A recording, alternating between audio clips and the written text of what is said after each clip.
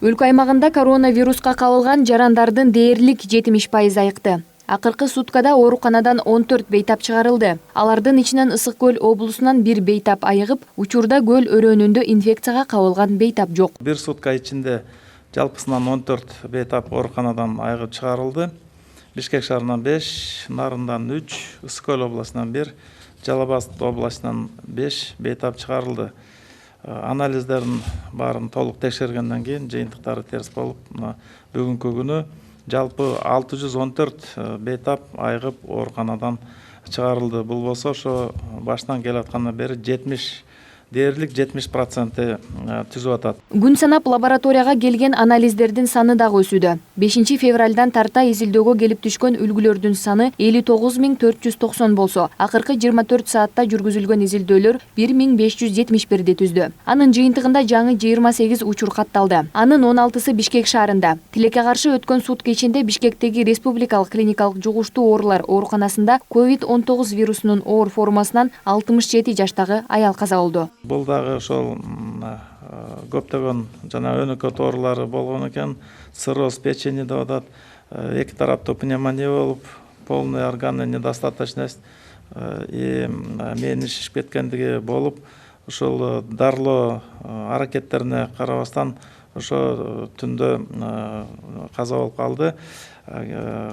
Бул киши дагы ошо бир топ убакыттан бери дарыланып келген экен. Муну менен 6 майга карата Кыргызстанда COVID-19 вирусун жуктуруунун 871 учуру катталды. Анын 600дөн ашууну айыкса, стационарда бүгүнкү күндө 245 адам жатат. Алардын ичинен реанимацияда 4 адам. COVID-19 лабораториялык тастыкталган оорулуулар менен байланышта болгон жактардын саны 3855 түздү. Анын ичинен эң жакын байланышта болгон 675 адам обсервацияда. Ал эми жаңы катталган учурлардын ичинен 5 киши сырттан келгендер. Ушул 28ден учурунун деген 5 деген чет жактан келген учурлар болуп атат.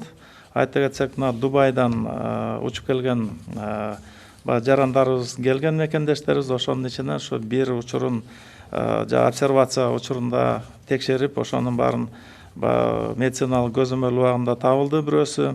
Мындан тышкары дагы 3 студент Ходжент шаарынан, Тажикстандан ошо кайтып келишкен Лейлек районуна. Ошол жерде үчөө дагы жанакындай текшерүүдөн, обсервациядан өтүп аткан маалында деген табылып, бүгүнкү күнү дарылоого алды. Акыркы учурда катталып жаткан бейтаптын көбү башкаладан. Оорунун күч алуу, массалык түрдө жайылуу тобокелдиги артса, кескин түрдө чектөөлөр чараларын киргизүү сунушталат. Эгерде жанакындай көчөдө жүрүп, жанакындай ар кандай шарттардан жугузда баштаган күн мына коркунуч ошондон болот.